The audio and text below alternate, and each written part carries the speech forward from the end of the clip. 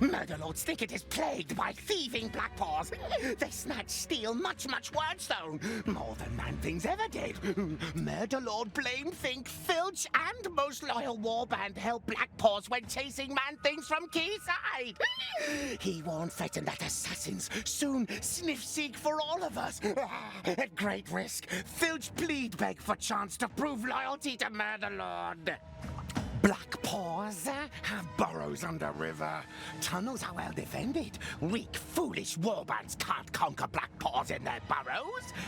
Filch has better good idea. Not fight black paws in tunnels at all. Middle bridge stands over burrows. No. Demolish collapsed bridge and smash tunnels underneath. Flood whole warren and drown die all black paws. Murderlord like Filch's idea plan. Give Filch 6 bombs from Clanskrier to tear down bridge. Man-Things leave cranes on bridge. Loyal brave warband use cranes to lower bombs near tunnels. Sabotage red cranes so sneaky black paws can't remove bombs later. Bravest, strongest Skaven take 2 bombs into tunnels and collapse Berry main entrance. Filch supervise lead from place of honor behind loyal warband. Filch, great friend patron of loyal warband. Cheap murderlord, give small reward before. But selfless Filch, give all to honest true warband. Not like trust murderlord's generosity again. Black paws have many poison wind globes. They take from Clanskrier. Find fetch globes and give to Filch. Filch sells share with Warband. Warband can trust generous Filch. Hey guys, I'm Gent on occasion, and today I'm actually recording this after the events of this skirmish, because I had the last basically 5 episodes worth of missions. It was 3 missions, 2 of them long, including this one. That didn't record any of my microphone audio, so that's cool. So this is going to be a recap episode, basically, of those 3 missions. I'm going to try and talk you through what happened, so that way you'll be all caught up for the next episode. So on this mission, we start on the bridge. We're right in the middle of it. Our cart is above the enemy's cart. Their one is underground, which is quite interesting.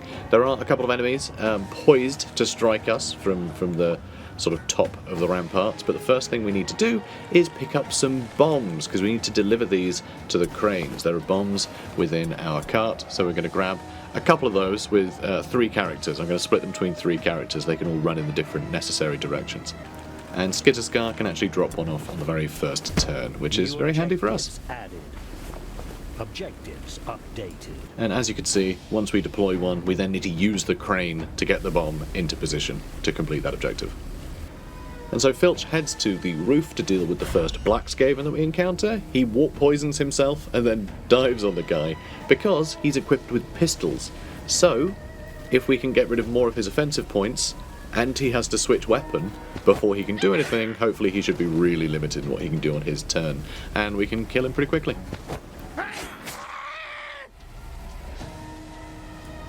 So Filch manages to hit him twice, but we're going to need to bring someone else up here to finish him off. But it doesn't mean we can't pick up some warp stone on the way. I then have Squid Warps climb to the roof and finish the job. I then have our Globadier pick up 2 more of the bombs. He's Clanskrier after all, so it's a good fit for him. And then he starts heading the other way. In the meantime, their Eshin Sorcerer had actually climbed down from the roof, and so I was able to get on top of him with a bunch of people really quickly, starting with Pask, who is as reliable as ever. Skreek Mankiller activates the first crane, and I'm going to have him jump down so he can head to the Warrens. Putris then joins the fight against the Eshin Sorcerer, as does Ashkin Mankiller. In the second turn, Kritzinvar, who is carrying a couple of the bombs, has managed to place one of them, and there is another one in that direction that he should be able to get to within the next turn or so. But of course, not without picking up some more Weirdstone. On the other side of the bridge, one of our henchmen had actually got intercepted by the one guard guarding that final crane, but Filch is nearby, so they don't last long. And right below that, Skreek ends up in combat, which blocks the way to jump down by that crane. So we're going to have to find another way around into the entrance of this warren. And he is kind of outnumbered here. It's henchman versus hero, which is a little tough, but he seems to be handling it pretty well. Ish. But luckily, Hurt Greyfur soon finds another way around. Scratchit makes his way down the stairs to the other entrance to the warren. He also stuffs the entrance with poison to stop anyone from climbing out of it. The Ashen Sorcerer gets a turn, but takes a bunch of damage, cowers, and then is quickly cut down by Pask. And now that he's out of combat, he's able to activate the second crane and then jump downstairs to join the Globadier. And at the other entrance, Skreek continues to battle the enemy hero. Free from combat with the Ashen Sorcerer, the rest of those henchmen head downstairs to try and help out in that engagement, once the poison gas all clears up. Kritzinvar places his second warp bomb and lowers the crane in the same turn. Filch then follows the tunnel that Hurt Greyfur was able to find and lands directly behind the enemy hero, quickly dispatching him. And on the bridge above them, Skitterskar is able to deploy the final bomb and lower the bridge, once again in a single turn. The Globadier gets another turn, which means he can pass through his own gas clouds and discovers a rat ogre hiding in the tunnels, which of course he then fills with more poison gas. And then bravely scurries away. Our henchmen continue to stack up on either side of the tunnels. Returning from their bombing missions, Kritzinvar and Squickwarts end up stumbling upon a new enemy that has spawned upstairs, so we're going to have to dispatch him if we want to join the rest. Filch enters the tunnels, but is soon ambushed. The enemy whiffs, and Filch is able to do a considerable amount of damage, but sadly misses his final attack, leaving him alive. And then back upstairs, Squickwarts does what he does best. In the meantime, the enemy rat ogre had decided to run into our poison clouds, and we're just going to carry on throwing more poison on top of him. Now that the clouds have gone, I start trying to set up my guys to receive the rat ogre, which includes swapping our leader, our brave leader, to a backline position with his pistols. I then place warp guards in front of him. The unfortunate rat that had been brutalised by Squickwarts then panics and tries to run away after recovering from his stun, which leaves him downed. Filch then gets to finish off the enemy guarding the warren and start exploring. New objectives added. And now that the room is cleared, we find some poisoned wind globes that Filch wants to steal. We also find a position to place a bomb, the enemy's cart, and some loot. And while Filch bravely steals everything from the cart, Hurt Greyfur is tasked to sit outside with a warp poison bat, just in case the rat ogre shows up, so he can deal with it. It's then the turn of Squickwarts to get surprised as an enemy henchman follows him downstairs towards the warrens. Realising that poison isn't quite cutting it, we start using bullets. And yeah, bullets are good. So much so that Pask actually braves taking a couple of shots and hits both times. It's at this point the rat ogre finally overcomes his own stupidity, but is charged by the very brave Hurt Greyfur, who misses sadly, and without that poison lowering any of his offensive points. Oh well, no, there we go. You know what? He's fine. He's fine. There's no way he's going to lose this. Yeah, Hurt's got this. Got this injury potentially. Okay, never mind. But back through the poison. But we can't let his sacrifice go to waste, so Filch immediately loots his body before stumbling into the enemy leader, who once again is armed with pistols and stuck in melee. They really are just giving us these, aren't they? Leader dealt with. The battle on the stairs remains going a little longer. The enemy rat ogre is beginning to run out of steam, but is still incredibly dangerous. Luckily, we land another shot on him. And then we loot Greyfur's body again. And then bravely charge the rat ogre. Yeah, I'd be surprised too, mate. Our brave leader then misses both of his shots. Putra's Skulkmaster then joins the engagement with the rat ogre and lands another couple of hits on him. Which goes on to give Ashkin Mankiller the time to shine. Good job, buddy. Many turns later and much deeper into the tunnels, once again, Filch gets ambushed and the enemy fails to hit him. And then Filch immediately starts retaliating.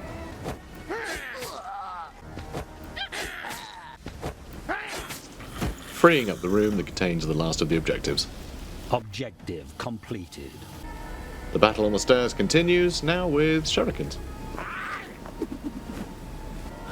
And Squidwarts is able to finally finish his foe, which is handy because another henchman dropped in behind him not so long ago, who is soon backed up by another one coming down the stairs. Skreek then grabs the last of the loot in the newly discovered warren, while the fight outside continues to hot up. And despite every attempt to try and pull people back into the warren so we're not having to fight all these henchmen on the stairs and on this little boardwalk, Squidwarts has to run back out to help constantly. We cannot free up our henchmen here, but no one can hit him. So it's working out pretty well, even though it's a little chaotic. Enemies even start showing up from the other side of the tunnels. And Ashkin Mankiller, even though he killed the Rat Ogre, he's still suffering from the fear. He hasn't been able to shake it since. He's had about, 4 turns since then. It's kind of nuts, but yeah, he scares easy apparently. Things are getting so silly outside the warren that Squidwarts is even using pistols now. Just whatever I can do to try and shift this guy.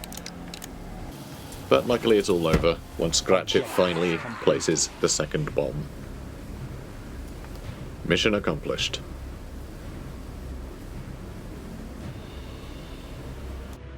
Fool me, black paws! River floods their tunnels. Drown, die! Few who scurry-hurry to surface must hide run from wrath of Murderlord. Not here smell black paws soon. Still, why smart to looks lift both ways? Sneaky bad black paws like won't kill brave Warband that floods their warren. Murderlord Snicket will be happy pleased that black paws are gone. Much reward. Filch is certain sure this time. Eliminating Black Paw Burrow will slow stop theft of Wordstone by traitor fools. Much Wordstone go to Murderlord. Make him strong great among Claneshin. Filch tell us Murderlord to remember loyal minions who help make him powerful. Filch become even mightier than he is already. Brave loyal Warband carries out Filch's plan idea. Filch take biggest share of reward, but Warband will get much. Poison wing globes bring many work tokens. Filch sell trade for much. Get make best deal. Filch make only small, insignificant commission. Filch won't like sell trade poison wing globes as favor to most loyal Warband. Warband doesn't know best places to sell trade. Filch does. Why smart to trust humble Filch to sell trade poison wing globes? When Filch has got remember think to look still for black paws. Listen then if they come back. Traitorous black paws want like revenge. Kill slay Warband. Black paws sniff seat wise mighty Filch. Be careful. Like trust no one. Filch hope like return soon. Now that loyalty is proved to Murderlord, we get take more task favor to great mighty Snicket. Reward much. And before jumping to the next mission, I teach everybody Swarm so they can all take advantage of ganging up on enemies for an extra 5% hit chance and crit chance. Skreek Mankiller then learns armor proficiency so he can move a little quicker in his heavy armor. You have been rewarded. And the mission rewards actually give us some pretty nice loot. And even though we can't shoot anything to save his life, we give our leader the blue Warplug pistol, because he's the leader and he gets first pick. And on the next day, Pask Dyeclaw learns his second level of Vital Strike, so now he's getting plus 20% chance to crit when he uses it. And Scratchit Squealer has learned Infused Globe, which is the globe that heals people, which is kind of wild. Just as you were closing to engage a rival warband, the horrific manifestation of the ghostly town crier causes both groups of warriors to flee in terror. As the apparition fades away, your warriors recover their courage. Scattered in their fright, your warband is spread out across the ruins, but so too are your enemies. And immediately we find out that we're facing another Skaven clan. Normally when everybody is scattered, you have the advantage of speed, so you can just get everyone on top of the targets you want to be on top of. And high initiative as well means you get to do that before they can bog any of you guys down. Unfortunately, fighting other Skaven, it means we don't really have those advantages.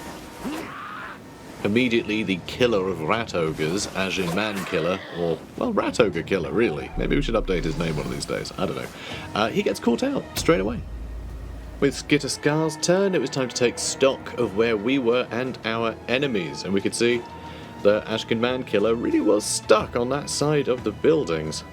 But, so are the targets that are marked for death. It looks like we can get the jump on their Eshin Sorcerer quite quickly.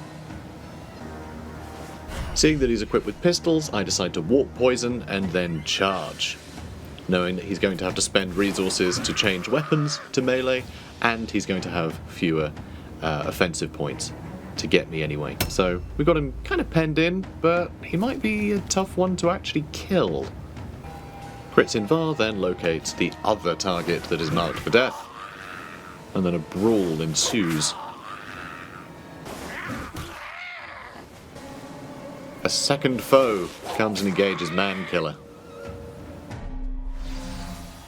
Hurt Greyfur finds himself in some ruins and immediately locates some Weirdstone for us. Kritzinvar takes another hit before reinforcements can arrive, and the Eshin Sorcerer starts throwing insults at us.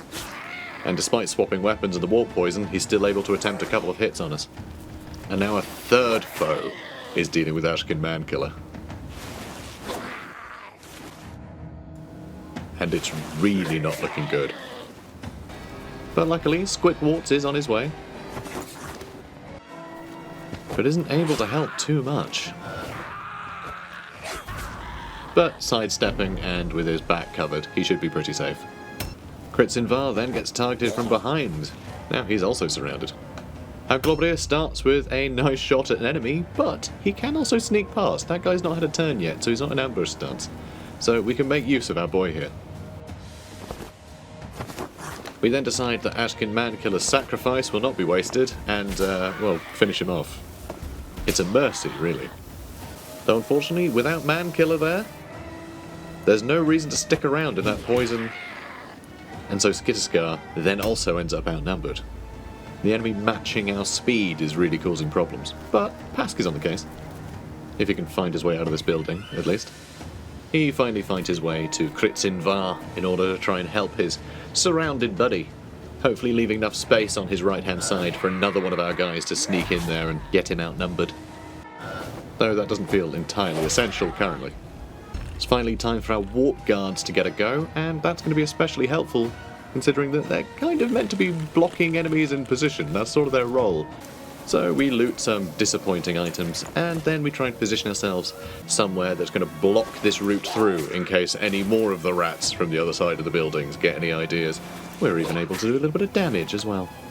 We still have one Man-Killer left, however. Skreek is now going to try and get behind that other enemy. And it's at this point I realise that there are only ways to jump down from that building, not to jump up. So there's actually no way, well from here at least, to get behind the other enemy who is marked for death. And that was the plan all along. That's why I engaged him up there. I assumed I would be able to get behind him. So, yeah, things are a little bit iffy. But at this point I realise that I'm right next to their cart, so I go ahead and steal their icon. And then gang up on the downed enemy. And then the foe that Squickwater jumped on top of then decides to do the right thing and run the hell away. Which is annoying for us, because we can't really chase him through the poison. But, yeah, smart not to be fighting Squickwarts. It's a smart rat right there. Now, this might seem a bit annoying, but the fact that this guy's armed with a spear means he can't do a huge amount of damage to us. So hopefully that little blocker is going to last a hell of a lot longer. I have faith. I have faith in our boy to survive. Oh, I have a little less faith in him now. Skitterskar stays on task and continues to try and kill the enemy spellcaster. And then Kritzinvar completely abandons the task because there's someone to kick while they're down, so he does that instead. Another enemy abandons the poison clouds and finds another way to join the fray, going straight into our leader. But luckily he misses both of his attacks. But Greyfur finds his way out of the building, and the only enemy he can reach is one henchman running around in the middle of the street who I decide to lock down. Kritzinvar continues to struggle against the marked target. Squickwort then uses a warp poison and then sidesteps, so that area continues to be blocked, so our Globadier can escape that area and get some things done. We then realise that our man-killer's getting robbed, which is a pain, and off he goes. Cheeky sod. Once again, finding that alternate route into our street. But thankfully, he can't quite reach anybody. But it means we can't really walk around that area without him ambushing us, so we're in a bit of a bother there. And now the enemy has gotten up from his stun and immediately frenzied. I'm not quite sure how much good that's going to do him. Now our Globadier can join the fray once more, but there's that one guy in ambush stance that sort of blocks him from being able to help out in that engagement that I would love to just throw a load of poison at, so it's a bit of a problem. And so what I end up doing is using the new infused globes to heal the enemy who is ambushing as well as our 2 units. I just need them to stay alive longer. Pask then lands another couple of hits on that enemy on the stairs, but it's not quite enough to kill him yet. And a couple of our henchmen keep each other busy for now. They're kind of obsolete. We don't need to worry about them again for the rest of the battle. Putris Sculpt Master is then able to get back on his feet and aims for the most injured enemy. I would really love him to not be outnumbered, especially because there's another enemy nearby behind him as well. Skreek finishes off the enemy on the stairs, and then finds himself completely and utterly stuck.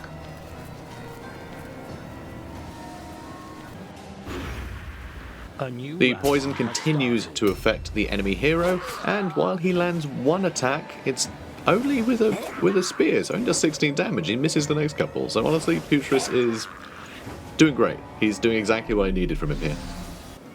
Their leader even decides to aim for Skitterskar, is dodged, and then he misses Putris as well. Their cornered sorcerer continues to shout insults and withering ones as well, I suppose. But unfortunately he's not quite done, landing a crit on Skitterskar. Kritzinvar, realising he's out of steam, decides to disengage. Either that marked target will run off and join a different fight, or he'll get ambushed trying to follow. And Skitterskar gets himself back up and continues to fight the spellcaster. And while it's funny our enemies are still suffering from the poison globes, they're still fighting our leader. And our leader fails to dodge. Twice. And is stunned. Let's hope that's not an injury. Our marked opponent does indeed decide to flee, given the chance, and attacks our Globadier, who frankly can take a few hits at this point. But he refuses to. The enemy Black Skaven that we had poisoned and healed now joins the fray. And Skitterskar is now in real trouble. Finally, Squickwort comes to the rescue. But to whose rescue? These are his rivals. Maybe he should let them die. Then he can be leader. Fulfill dream of own warband, the Squickwart's dolphins. Yes, let them die. But no. Enemy warband tough. Need help from rivals. Damn, must let live. Here to save you, boss. You can always trust me. Yes. And then we continue to play for time by healing the enemy as well as our 2 boys in that giant melee. Thanks to the arrival of his super best friend, Pask Dyclaw is able to get himself back up and retaliate. Putris starts to flail, but luckily he can still go on the defensive. Skreek then elegantly jumps down to the first floor and gets on top of the enemy that his boss was blocking him from engaging directly. And Putris, despite getting hit a bunch, is just absorbing all of it. He still has more than half of his health left thanks to those infused globes, and there's just no sign of stopping him. But the same can't be said for poor old Skitterskar, who is now fighting 3 opponents. And so the sorcerer robs us. And an injured Kritzinvar runs off to find Weirdstone. And our Globadier continues to avoid attacks from one of the marked targets. But Daddy wants his bonus objectives, so Squickwarts is going to start trying to lay waste to this guy so we can steal his warp token. And that is a good start. Unfortunately, that jerk that we kept healing suddenly sees an opportunity and catches Kritzinvar. Or, well, I guess Clinching caught him, but, you know, it doesn't really make much of a difference at this point. And then Scratchit continually ignoring the combat that he's in. I mean, he's not been hit yet, so does he even know he's in a fight? I don't know. But he's going to start poisoning what's left of that engagement in there to some pretty great effect. And, because the enemy is stunned, he gets to disengage for free and just wander off. Just absolutely no concern of his. Wonderful. Pask manages to land another crit, followed by another crit. Putris is somehow still hanging on in here, and is even able to do a little bit more damage. After killing Clinching, their Black Skaven decided to get on top of Skreek, so Skreek gets to wail on him a bit. That's honestly who I would have chosen to be fighting him anyway, so it's kind of ideal. A new round. Putris manages to parry the first attack, the second one is a miss, and the third one finally hits him for 21 damage. Then their leader misses the first attack, but manages to land his follow-up. Their Eshin Sorcerer, who is marked for death, has taken some damage from the poison globe, starts barking some more insults, and then runs into the fray, which is honestly pretty great. I'm happy for all the optional objectives to be stood next to each other. So here he attempts to do a wither, which fails, and then he explodes and everyone is stunned. Including me at the time. Now unfortunately it's their turn first, so Quick Paw takes some damage from poison, recovers from this stun, and then attacks our downed leader, who suffers another crit. But then Squickwort gets some revenge on the guy who just stunned everybody, Squick included. Scratchit is then able to get some more poison globes, just on enemies this time. And not only does the damage register every single time, but I then use him to block this entrance if Putris should fall. But Pask now means business. He's recovered from his stun, downs the first enemy marked for death, steals his warp trinket, Objectives up. then downs the second marked target, the Eshin Sorcerer, before stealing his trinket. And straight after that turn, the enemy rout. And that gives us yet another decisive victory. Fool things to think one defy mighty Warband. All, die! Let leave no survivor meet. Warband grows strong great, if listen follow wise filch. Pask manages to get away with just a light wound, as does Putris. Skitterskar gets amnesia. Clinching gets a broken jaw, another light wound for Hurt Grafer, and Ashkin Mankiller gets a skull fracture, which means he's going to have to start every turn he's not in combat with a stupidity check, or else he won't get to act. And Skitterskar gets amnesia. New warriors are available for hire. So with that, our warband leveled up, which now means we can get an impressive, which means a rat ogre. And I do immediately get one, and then before the next episode I actually looked up stupidity checks, because I figured that was going to be a problem for a little while, and it turns out the base is only 20%, and it means with his extra intelligence, he's only got a 35% chance of actually acting.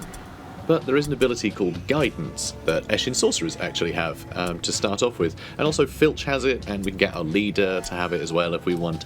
It's an ability that lets you use strategic points to give a ally the ability to circumvent their stupidity check for that turn, which is rather nice. So it means that our Rat Ogre could then act, and that would be nice. But until then, I'm going to wait until we get a bunch of money so we can just buy a really good Rat Ogre straight away. And we're going to start leveling up an Eshin Sorcerer, which I know I was saving up for a better Eshin Sorcerer, but we're just going to get one and level him up, and yeah, hold off on the Rat Ogre for now. So don't get too used to seeing this guy. Yeah, Skull Snapper half here. He goes back into the wild pretty quickly. Also, we do have an enchantment that you can put on a headpiece. Unfortunately, we don't have any amulets or pendants, and that's the only stuff that a Rat Ogre can wear. We don't have any blue ones, so we can't put any enchantments there that give us a bonus against stupidity tests. So again, that's something we need before we get a Rat Ogre. Seemingly alone in the ruins, you take the opportunity to send your warriors to pillage the nearby buildings. As your warband disperses and begins to explore, however, an enemy warband arrives and deploys its own patrols in the area. And for this battle, we decided to actually take the Crush Their Will objective, which is something we have literally never managed to do before. But if anyone can do it, it'll be Skaven. And we are clustered in some buildings. The enemy are in 3 strike teams somewhere. Oh yeah, and it's the undead. So there's a bunch of weird stone near our cart, so as I vacate the building I'm going to try and grab as much as I can and drop it off before we get into some like horrendous melee. Skitterskar exits the building and starts scouting out our route to their cart. Their cart is just at the end of that alley. And he's going to jump down and try and secure some of the weird stone, because the coast appears to be clear. Until now. So by their cart is a zombie and a necromancer, so nothing too scary just yet. Hurt Greyfur leaves the building and grabs some more weirdstone, and even makes it quite close to our cart again. And then we witness the first enemy move, and they're just moving into that alleyway. And then it's Scuttleblight's first turn. He is our brand new Eshin Sorcerer. And so I'm looking at his abilities. He has Warp Resonance, which lets him get extra spell damage if he gathers Warpstone, which is kind of nice, but he has no damaging spells, so kind of irrelevant, sadly. But then he also has Guidance, which prevents the effects of mental conditions, such as stupidity, so incredibly useful for when we get a Rat Ogre. And also, we have our other brain-damaged lad, so that'll be useful. So he leaves and picks up the last of the weird stone from the clump behind our building. And then, not knowing quite where the rest of the enemies have been coming from, I leave Squickwarts in ambush position, overlooking the alleyway. Then Pask runs across the rooftops and jumps down into the alleyway to back up our boy against that zombie. But really, I'm just waiting for him to get the chance to steal their icon. But first, Weirdstone. And then he ambushes in a nearby building. And then have Scratchit explore north of the alleyway to make sure that nothing can come in there unaccosted, and he's going to set up an overwatch to keep an eye out. The enemy Necromancer also pushes towards the alleyway. Putris, despite being kinda slow, does manage to make it to the alleyway as well, where he can also set up an overwatch. And Ashkin makes his first stupidity check, and it's a success, so he gets to actually move. Good for him. He's not so dumb after all. Now, seeing that there's a vampire hero and a ghoul quite near our cart, Skreek is going to try and hold that staircase for us. And we pray that it'll work. And this is where we find out that their vampire leader is up in the north. How did we not get a shot at him? Seriously. A new round has started. Then at the start of the new round, Gritzinvar is able to dump his weird stone and then get up to more shenanigans. Which involves securing more warpstone, obviously. And Skitterskar is going to do the exact same thing, securing the rest of these clusters that he was next to. And so he runs into the same room as our leader, sets up warp poison, and then ambushes. And Hurt Greyfur also has a bunch of weird stone to drop off, before jumping into the alleyway and then setting up an ambush in case that vampire tries to sneak in. So long as Ashkin Mankiller isn't in combat, he's going to have to roll a stupidity test at the start of his turn, and so I use Guidance on him and move our sorcerer up towards the enemy vampire to try and lend some support. And so he sets up an ambush. So at this point, the zombie finally advances and is ambushed by Ashkin Mankiller, who apparently didn't need guidance at all. And seeing no advantage to exploit, Squickwarts delays, and Pask Dieclaw decides to carve a path towards the enemy's cart, attacking the enemy Necromancer, and is immediately critted, but not stunned. And that's the important bit, he didn't get stunned. And after a brief exchange, he sidesteps, and Scratchit makes a start on the enemy vampire, landing 2 very good hits before retreating through the buildings, to the safety of the alleyway. Now that Squickwarts has had some time to assess the situation, he jumps down into the alley, and then tries to help swing things in our favour in some of those engagements. And he really does. Enemies from the other groups start to make their way into the centre, with the ghoul stopping just shy of getting into a fight with one of us. And even the zombie who is lagging behind gets awfully close. But is the enemy vampire hero that's able to find a perfect route into the heart of our lines and charges into the rear of our poor little brain-damaged boy.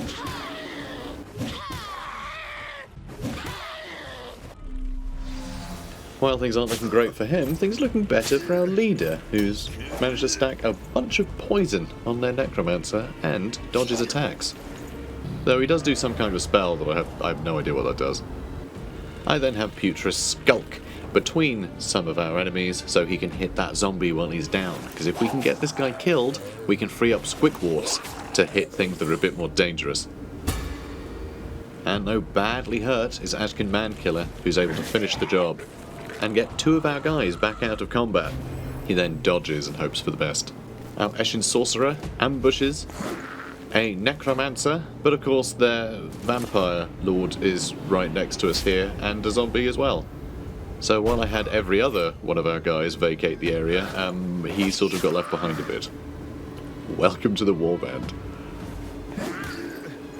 Skreek then abandons his post at the top of the stairs now that the vampire has moved on, gets a gift of savagery, eyes up some loot which he doesn't have the strategic points to spare opening up, and then charges the vampire.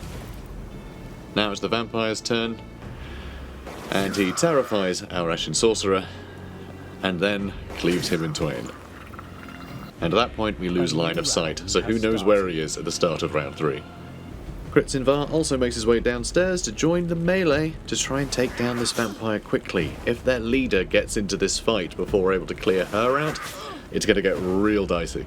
And remember, basically everybody's got Swarm, so even pretty rubbish characters can get in there and have a chance to get a crit, and that's really what we're fishing for.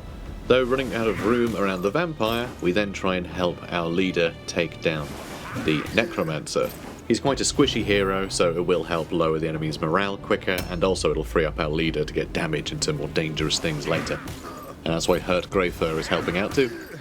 The now out of combat Squickwarts uses Warp Poison, and then attacks the vampire, who's immune to poison, but not immune to critical hits, but apparently to stunning. Can you get stunned, please? Guess not.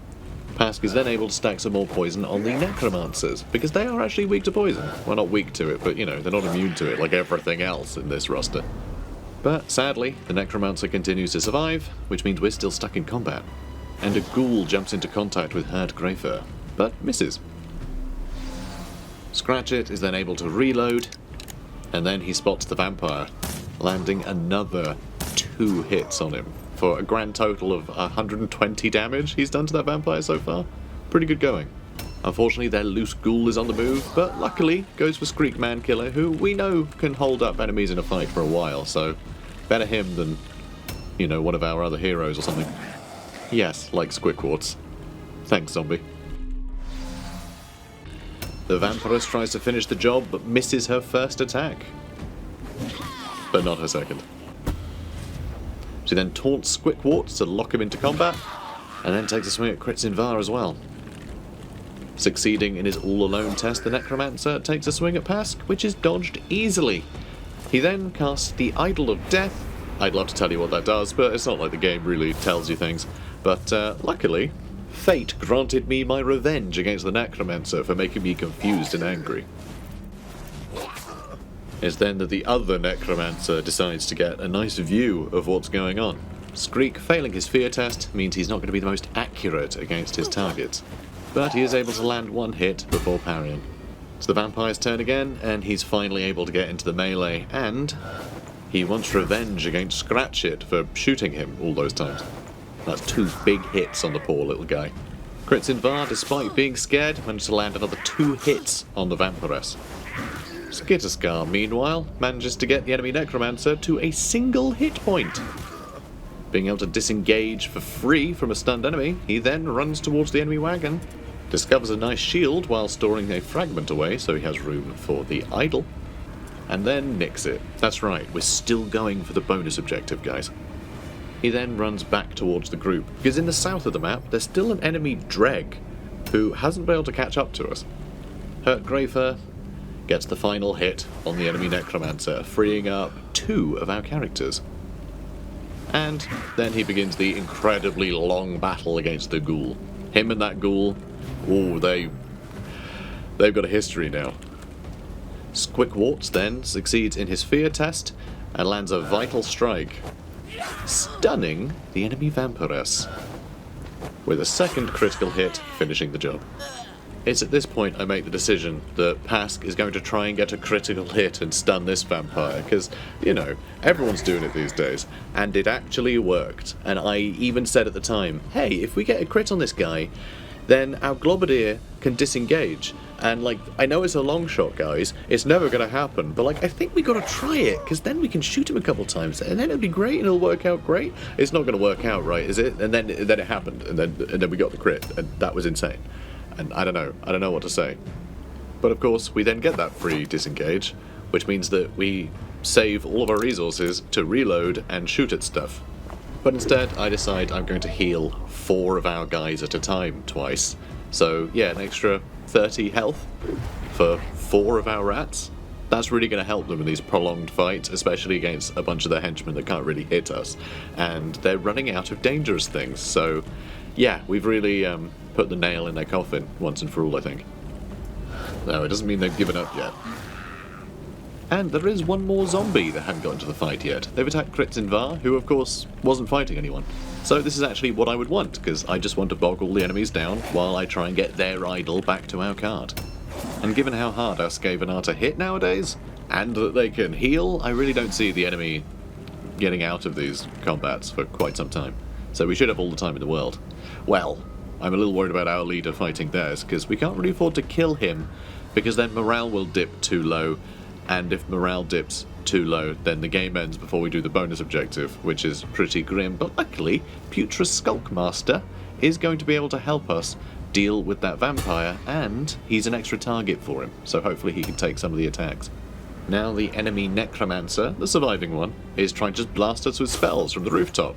And once again, Fate has other ideas. But their vampire is back up on his feet, but luckily, not landing a hit. Now Skitterskar is holding the idol and needs to find a way through, but there is that Dreg that we spotted really early on who just never seemed to find a way to us. Is he stuck somewhere? Is he lying in wait? Is he trying to steal our idol from our cart? Is he trying to stand by our cart to stop us delivering the idol? I have no idea. So I try and weave through the melees and get into a safe spot. And I managed to get him as far as the top of the building, up on a little gangway, and I'm going to position him where he will be able to jump off next turn, but in ambush stance. So if an enemy shows up, he'll run at it, and then he'll be able to disengage, and then get to that node to jump down and be right next to the card. So it should work out okay. The direct line from the ambush from there, running at the enemy, should give me a direct line to disengage from. He won't get like stuck on terrain. He should be able to disengage, provided he charges the enemy. And am I focusing too much on what Skitterskar is doing when there's all this awesome fighting going on? I mean, probably, but we've never done this bonus objective before, so I'm really thinking hard about how I'm maneuvering him. And infuriatingly, Scratchit has another turn, but I can't afford to shoot the vampire yet, so I just take shots at whatever, and I land a crit on a zombie, which is rather nice. Though this does seem to make all of the enemies a little bit more anxious, and they start landing some hits on us. Though that doesn't last. And it's almost like the game knows that we can't afford to kill the vampire yet, as Putrid once again fails his terror test and is left just parrying for dear life. It's at this point the enemy Necromancer recovers from his stun, jumps into the alleyway, and starts actually casting some spells at us for some okay damage, but maybe a little too late to change any outcome. Though he has made himself a much bigger target for our guns, so that's something. He then ends his turn in contact with Pask. The various engagements continue, but their leader keeps failing to hit any of us. I owe this to the fact that the vampire is wielding a great axe, which actually is easier to dodge, and we're already very good at dodging, so he just can't land a hit. And thanks to all the drawn out fighting, Skitterskar is able to jump down and get to our wagon. So got to be careful there's not someone trying to ambush right next to us, but it seems that we're good. And so, the idol and the Weirdstone goes into the wagon, and we have completed a Crush Their Will bonus objective for the first time ever. And I figure out why. Their Dreg has a peg leg, so he just wasn't able to get into the fray. That would have been a whole other guy, bogging our units down, getting in the way, potentially ambushing, swinging one of those engagements in our favour. It would have been a real problem. But, as it turns out, the guy could barely move, so thank God for that. So anyway, Squidwarts lands another crit, because of course he does. And another. And now we can finally try and kill this vampire off. So, we land a decent hit initially, with him failing to dodge, and then we land another crit. But it's his nemesis Scratchit that finishes the job. He then further prolongs all the engagements, while our better units get freed up and all focus down the enemy's remaining Necromancer to try and get their morale down. With Pask landing a good couple of hits on him in his turn, and Scratchit landing a couple himself. Putris lands a hit, and then the Weeping Blade lands a couple before the Necromancer fails his all-alone test. But it's Squidwarts that manages to land the final blow. He then comes to the aid of Hurt Greyfur fighting that ghoulish nemesis of his. He happened to be the most injured and thus the easiest to finish off. We then have just enough time to get our Globadier to the enemy cart to pick up the Weird Stone and that fancy shield we found. And that's enough for them to rout, giving us yet another decisive victory. We managed to get quite a little Weird Stone as well, so given the fact that we don't tend to do well against, like, terrifying enemies, I'm happy with the result. Yes! Yes! Brilliant, clever Filch leads Warband to victory! Kill, crush all enemy! Steal, snatch much Wordstone! Murder Lord will be happy pleased! So once again, Pask takes a light wound, but he does level up. Ashkin Mankiller not only has a brain injury, he's also been left confused as well, so I don't even know what that does.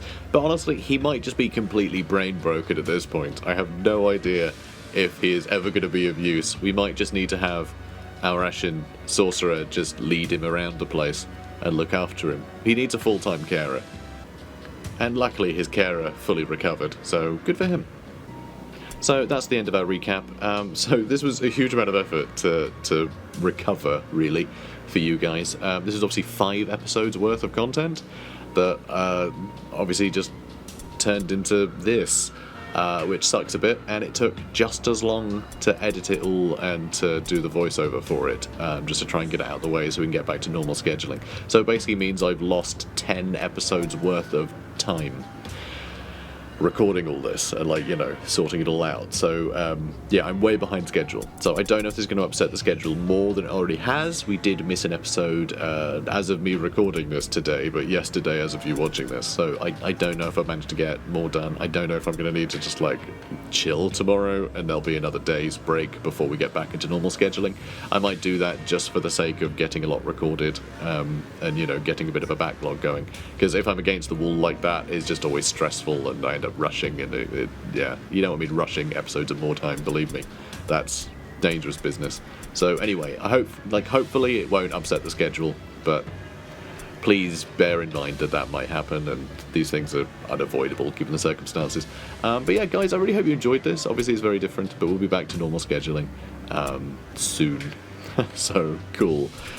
Comment, like, and subscribe, and I'll see you in the next one. Take care, guys.